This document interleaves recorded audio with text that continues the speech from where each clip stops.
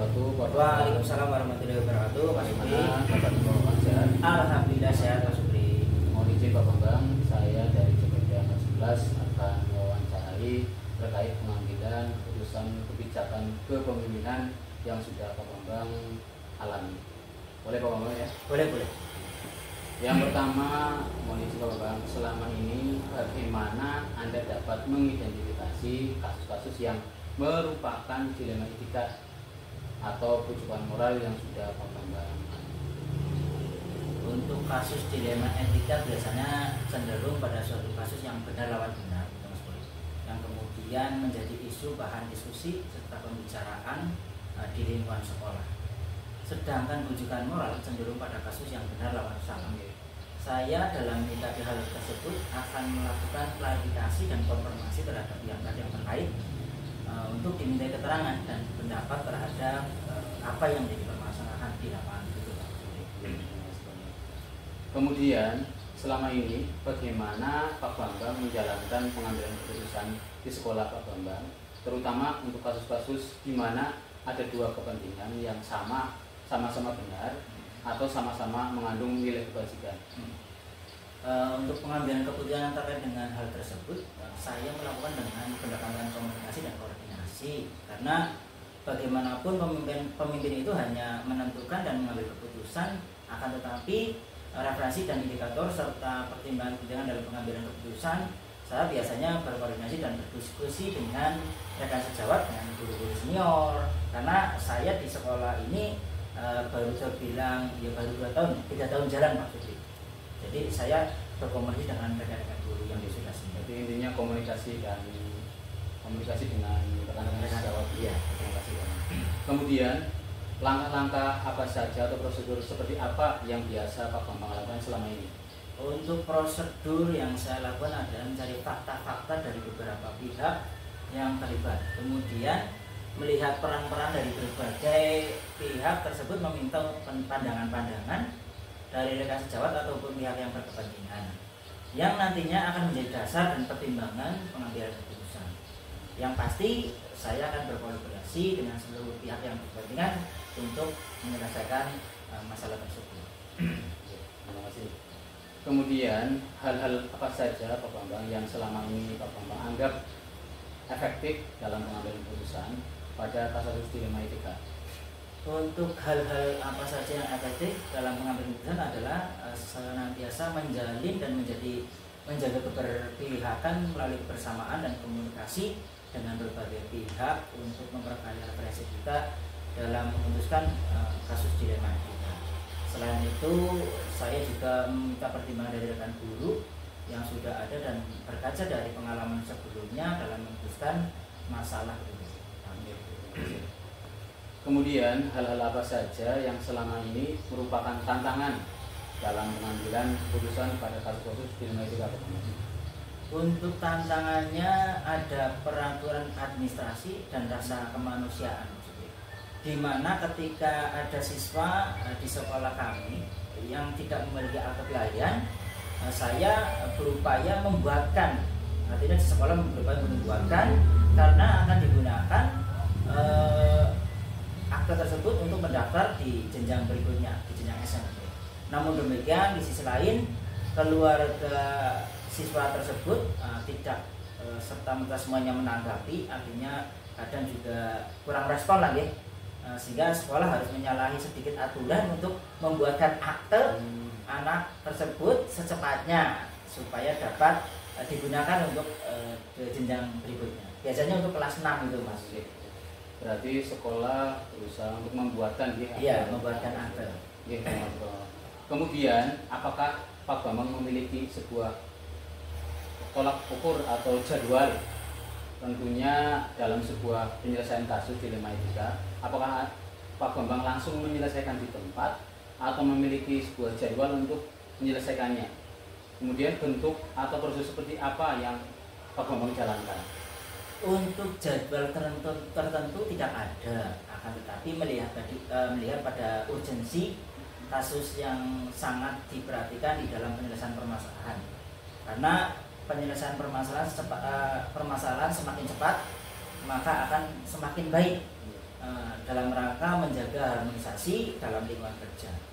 Saya melakukan sebelum melaksanakan itu saya melakukan dengan musyawarah tersebut, musyawarah dulu untuk penyelesaian suatu masalah.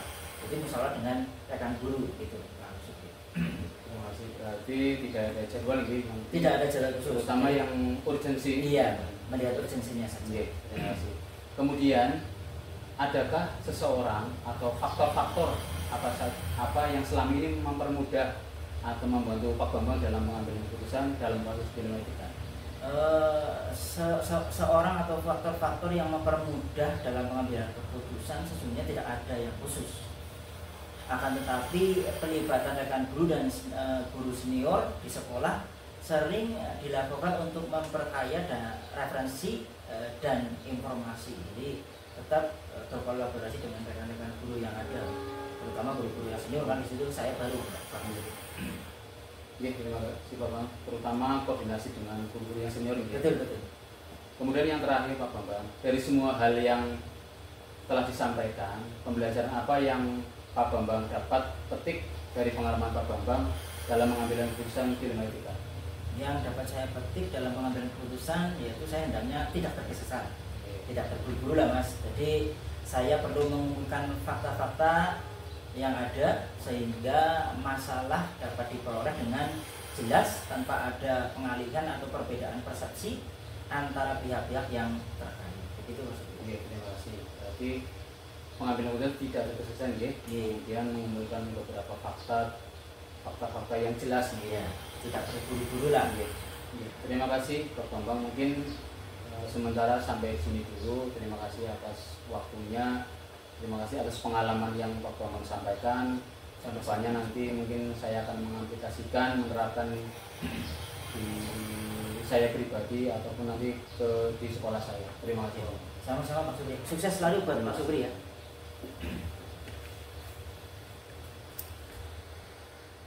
Assalamualaikum warahmatullahi wabarakatuh. Sesuai dengan hasil wawancara satu saya dengan Bapak Bambang Sri Mulyono SPD selaku Kepala Sekolah SD Gandrung Mangu 03, Kepala Sekolah tersebut sudah melakukan pengambilan keputusan dengan cara melakukan identifikasi masalah, mengumpulkan fakta-fakta, melakukan diskusi dan komunikasi dan koordinasi dengan berbagai pihak terutama yang terlibat dalam masalah. Kepala Sekolah ke-1 sudah melakukan hampir semua 9 langkah dalam pengambilan keputusan, membuat keputusan yang berpihak kepada siswa dan bertanggung jawab.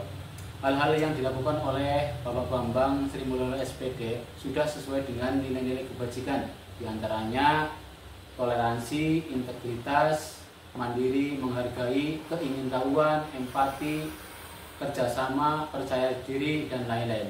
Beliau juga sudah menerapkan 4 paradigma, 3 prinsip, dan 9 langkah pengambilan dan pengujian keputusan.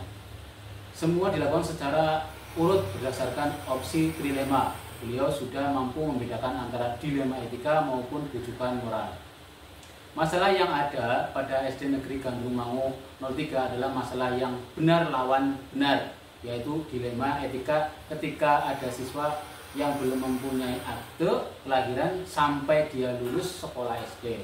Sekolah harus segera mempersiapkan akte kelahiran supaya siswa tersebut dapat melanjutkan sekolah ke jenjang berikutnya. Namun, orang tua siswa tersebut tidak bisa membuatkan akte kelahiran karena terbatasnya waktu dan kesibukan kerjanya. Oleh sebab itu, sekolah terpaksa membantu siswa tersebut dalam membuat akte kelahiran, walaupun hal tersebut melanggar aturan yang ada. Karena urgensi yang diperlukan siswa tersebut dalam mengikuti pendaftaran di jenjang selanjutnya. Rencana kedepannya, para pimpinan tersebut jika menghadapi permasalahan dilema etika ataupun bujukan moral akan melakukan tahapan-tahapan pengambilan keputusan sesuai dengan 4 paradigma, 3 prinsip, dan 9 langkah pengambilan dan pengujian keputusan dengan lebih lengkap, termasuk pengujian dan investigasi opsi trilema. Beliau akan bertindak lebih cepat jika terjadi hal serupa, mungkin akan lebih mengantisipasi lebih sesegera mungkin supaya hal tersebut tidak terulang lagi ke depannya dan dapat diselesaikan dengan lebih cepat. Cara mengukur aktivitas pengambilan keputusan adalah dengan melakukan pengujian benar salah, melakukan refleksi atas keputusan yang telah dibuat, serta meminta saran dan masukan dari pihak lain yang terkait dalam pengambilan keputusan tersebut, serta membuka kolaborasi dalam penyelesaian masalah yang dihadapi dikarenakan beliau masih baru di sekolah tersebut.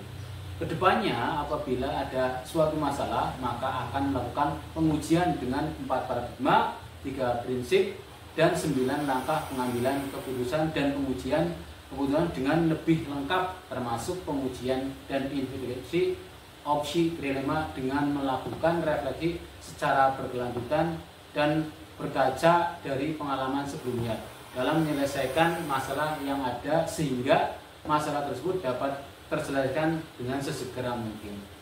Mungkin itu saja yang bisa saya sampaikan terkait analisis kasus wawancara 1. Kurang lebihnya mohon maaf. Assalamualaikum warahmatullahi wabarakatuh. Assalamualaikum warahmatullahi wabarakatuh. Bu Adi, bagaimana kabarnya Bu? Sehat Bu? Waalaikumsalam Pak Supriyono. Alhamdulillah sehat. Alhamdulillah ya Pak Supriyono ya. Semoga panjenengan sehat selalu. Alhamdulillah sehat Bu. Mohon izin dulu dari saya dari CPT Anak 17 akan mewawancari Ibu Kepala Sekolah terkait kebijakan pemimpinan terkait etika Bu. Yang pertama, selama ini bagaimana Bu Adi dapat mengidentifikasi kasus-kasus yang merupakan dilema etika atau rujukan moral? Saya biasanya tahu kalau ada dilema etika itu seperti kasus siswa terlambat tapi punyanya tinggi untuk tetap masuk sekolah, atau bisa juga siswa berkelahi karena hal sepele, atau ada siswa juga yang melanggar kesepakatan kelas. Rujukan moral yang saya tahu itu berhubungan dengan peraturan yang berlaku di masyarakat Pak Putri. Kemudian selama ini bagaimana Bu Adi menjalankan pengambilan keputusan di sekolah Ibu, terutama untuk kasus-kasus di mana ada dua kepentingan yang sama-sama benar atau sama-sama mengandung nilai kebajikan Bu? Saya akan selalu bermusyawarah dengan pihak pemangku kepentingan ekosistem yang ada di sekolah kami, seperti komite, orang tua, bahkan guru. Semua keputusan harus dipertimbangkan dengan adil tanpa ada pihak yang dirugikan Pak Sugeng. Berarti melibatkan komite dan guru nggih. Kemudian untuk langkah-langkah atau prosedur seperti apa yang biasa Ibu lakukan selama ini? Langkah-langkah yang biasa saya lakukan antara lain mencari tahu akar permasalahan, siapa yang terlibat, apakah ada dampak dari keputusan yang diambil ke dalam sekolah atau keluar. Kemudian mendiskusikan dengan guru. Baru saya ambil keputusan membuat tenggang waktu untuk melaksanakan keputusan yang sudah dibuat Pak. Terima kasih. Kemudian hal-hal apa saja yang selama ini Ibu anggap efektif dalam pengambilan keputusan pada kasus-kasus dilema etika ini? Melibatkan berbagai seperti guru, komite, orang tua, mungkin juga siswa, karena dalam membuat keputusan harus jelas atau transparan, bertindak adil, tidak merugikan salah satu pihak. Iya, terima kasih. Tadi melibatkan semua warga sekolah juga. Kemudian hal-hal apa saja yang selama ini merupakan tantangan dalam pengambilan keputusan pada kasus dilema itu? Adanya perdebatan atau pertentangan, masih merasa tidak puas dengan keputusan, masih ada orang yang mengabaikan hasil keputusan dan kadang juga sulit dalam memilih keputusan Pak. Iya, terima kasih. Kemudian apakah Ibu memiliki sebuah tata kelola atau jadwal tertentu dalam sebuah penyelesaian kasus dilema etika? Kemudian apakah Ibu langsung menyelesaikan di tempat atau memiliki sebuah jadwal untuk menyelesaikannya? Kemudian bentuk atau prosedur seperti apa yang akan Ibu jalankan? Saya tidak mempunyai jadwal tetap Pak, tetapi tergantung ringan dan beratnya permasalahan itu yang harus diputuskan. Tetapi saya berusaha secepat mungkin untuk menyelesaikannya. berarti tidak ada jadwal gitu. Betul. Kemudian adakah seseorang atau faktor-faktor apa yang selama ini mempermudah atau membantu ibu dalam pengambilan keputusan dalam kasus dilema etika? Yang jelas Dewan Guru sebagai tim utama untuk bermusyawarah bersama dalam menyelesaikan permasalahan. Jika masih belum terselesaikan bersama, rekan sesama atau kepala sekolah untuk mendapatkan pandangan yang lain. Iya, terima kasih. Kemudian yang terakhir itu, dari semua hal yang telah disampaikan, pembelajaran apa yang dapat ibu petik dari pengalaman ibu mengambil keputusan dilema etika? Saya belajar dan dapat dipahami tentang pengambilan keputusan ini bahwa adanya komunikasi dan saling terbuka untuk sama-sama menyelesaikan permasalahan adalah hal yang penting dan indah, karena adanya saling menghormati pendapat dan juga mempertimbangkan semua aspek dan akibat dari keputusan itu sendiri. Iya, terima kasih Bu. Mungkin itu saja yang bisa saya sampaikan terkait wawancara dengan Ibu Wadiati. Semoga apa yang sudah disampaikan Ibu Wadiati nanti bisa diimplementasikan terhadap saya khususnya dan dapat dijalankan dengan baik pada pengalaman saya ini. Terima kasih Bu sudah menjawab semua pertanyaan dari saya. Kurang lebihnya mohon maaf. Assalamualaikum warahmatullahi wabarakatuh. Waalaikumsalam warahmatullahi wabarakatuh. Saya sekadar bisa membantu seperti ini Pak. Semoga jenengan sebagai calon guru penggerak sukses selalu ke depannya dan bisa menambah wawasan untuk SD yang Anda tugaskan ibaratnya. Terima kasih Pak. Assalamualaikum warahmatullahi wabarakatuh. Perkenalkan, nama saya Sutriyono, CGP Angkatan 11 kelas 174. Saya akan menganalisis hasil kasus wawancara saya yang kedua, yaitu dengan Ibu Kepala Sekolah Ibu Wadiati SPDSD, Kepala Sekolah SD Negeri Gandrung Mangu 02. Sesuai dengan hasil wawancara saya yang kedua, saya dengan Ibu Wadiati SPDSD selaku Kepala Sekolah SD Negeri Gandrung Mangu 02. Kepala sekolah tersebut melakukan pengambilan keputusan dengan cara melakukan identifikasi masalah, membuat jadwal dalam penyelesaian masalah sesuai dengan pilihan kasus, menghubungi pihak-pihak terkait dan membuka untuk menyelesaikan masalah. Hal-hal yang dilakukan oleh Ibu Wadiati SPDSD sudah sesuai dengan nilai-nilai kebajikan, diantaranya toleransi, integritas, menghargai, empati, kerjasama, dan lain-lain. Beliau juga sudah menerapkan 4 paradigma, 3 prinsip, dan 9 langkah pengambilan pengujian keputusan, walaupun tidak semua dilakukan secara urut berdasarkan opsi trilema. Rencana kedepannya, para pemimpin tersebut jika menghadapi permasalahan dilema etika ataupun bujukan moral, akan melakukan tahapan-tahapan pengambilan keputusan sesuai dengan 4 paradigma, 3 prinsip, dan 9 langkah pengambilan dan pengujian keputusan dengan lebih lengkap termasuk pengujian dan investigasi opsi dilema. Cara mengukur efektivitas pengambilan keputusan adalah dengan melakukan pengujian benar, salah, melakukan refleksi atau keputusan yang telah dibuat, serta meminta saran dan masukan dari pihak-pihak lain yang terkait dalam pengambilan keputusan tersebut, serta membuka kolaborasi dalam menyelesaikan masalah yang dihadapi. Kedepannya, apabila ada suatu masalah, maka akan melakukan pengujian dengan 4 paradigma, 3 prinsip, dan 9 langkah pengambilan dan pengujian keputusan dengan lebih lengkap termasuk pengujian dan investigasi opsi trilema dengan melakukan refleksi secara berkelanjutan. Demikian hasil analisis saya yang kedua dengan Ibu Kepala Sekolah, yaitu Ibu Wadiati SPDSD selaku Kepala Sekolah SD Negeri Gandrung Mangu 02. Kurang lebihnya mohon maaf. Assalamualaikum warahmatullahi wabarakatuh.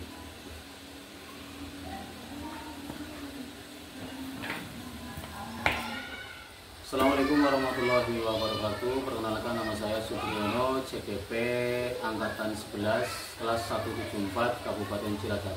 Saya akan merefleksikan hasil wawancara saya dengan dua kepala sekolah. Yang pertama dengan Bapak Bambang Sri Mulyono, Kepala Sekolah SD Negeri Gandrung Mangu 03.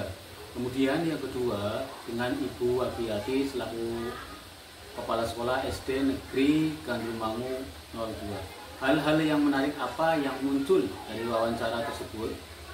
Pertanyaan-pertanyaan mengganjal apa yang masih ada dari hasil wawancara bila dibandingkan dengan hal-hal yang saya pelajari seperti 4 paradigma, kemudian 3 prinsip dan 9 langkah pengujian apa yang sudah saya dapatkan.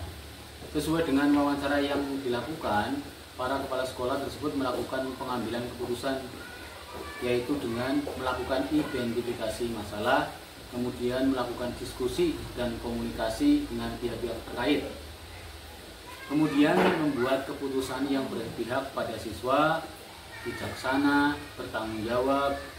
Hal-hal yang telah dilakukan oleh masing-masing kepala sekolah tersebut menurut saya telah sesuai dengan teori yang saya pelajari di modul 3.1 tentang pengambilan keputusan berbasis nilai-nilai kebajikan dengan menerapkan 4 paradigma, 3 prinsip, dan 9 langkah pengambilan pengujian keputusan. Namun tidak semua langkah yang dilakukan secara beruntun dan ada langkah yang tidak dilakukan seperti pengujian benar atau salah maupun investigasi opsi trilema. Bagaimana hasil wawancara antara dua pimpinan yang saya wawancarai? Adakah sebuah persamaan ataupun perbedaan? Kira-kira ada yang menonjol dari salah satu pimpinan tersebut? Mengapa? Apa yang membedakan?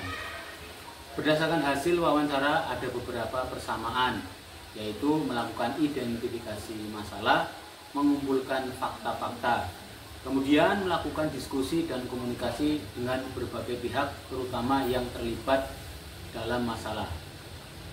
Perbedaan dari kedua kepala sekolah dalam pengambilan keputusan, yaitu kepala sekolah pertama lebih mengedepankan diskusi, komunikasi, dan koordinasi dengan pihak-pihak sekolah dan pihak-pihak yang terlibat dalam masalah. Selanjutnya, kepala sekolah kedua sudah melakukan hampir 9 langkah dalam pengambilan keputusan, membuat keputusan yang berpihak kepada siswa dan bertanggung jawab. Menurut saya, yang lebih menonjol dalam membuat keputusan sesuai dengan langkah-langkah pengambilan keputusan dalam teori di modul 3.1 adalah kepala sekolah ke-1. Apa rencana ke depan para pemimpin dan mengambil keputusan yang mengandung unsur dilema etika? Bagaimana mereka bisa mengukur efektivitas pengambilan keputusan mereka? Rencana kedepannya para pemimpin tersebut jika menghadapi permasalahan dilema etika ataupun bujukan moral akan melakukan tahapan-tahapan pengambilan keputusan sesuai dengan 4 paradigma, 3 prinsip, dan 9 langkah pengambilan dan pengujian keputusan dengan lebih lengkap, termasuk pengujian dan investigasi opsi trilema. Cara mengukur efektivitas pengambilan keputusan adalah dengan melakukan pengujian benar salah, melakukan refleksi atas keputusan yang telah dibuat, serta meminta saran dan masukan dari pihak-pihak yang terkait dalam pengambilan keputusan tersebut. Kemudian, bagaimana saya sendiri akan menerapkan pengambilan keputusan dilema etika pada lingkungan saya, pada murid-murid saya, dan pada kolega-kolega guru-guru saya yang lain. Kapan saya akan menerapkannya? Saya akan menerapkan 9 langkah pengambilan keputusan dalam setiap permasalahan dilema etika, baik ketika berhadapan dengan masalah siswa maupun ketika ada rekan guru yang menemui masalah dilema etika. Saya akan menawarkan mereka untuk mengambil keputusan sesuai 9 langkah pengambilan dan keputusan yang telah saya pelajari. Demikian hasil refleksi saya terkait hasil wawancara saya dengan dua kepala sekolah. Kurang lebihnya mohon maaf. Terima kasih. Wassalamualaikum warahmatullahi wabarakatuh.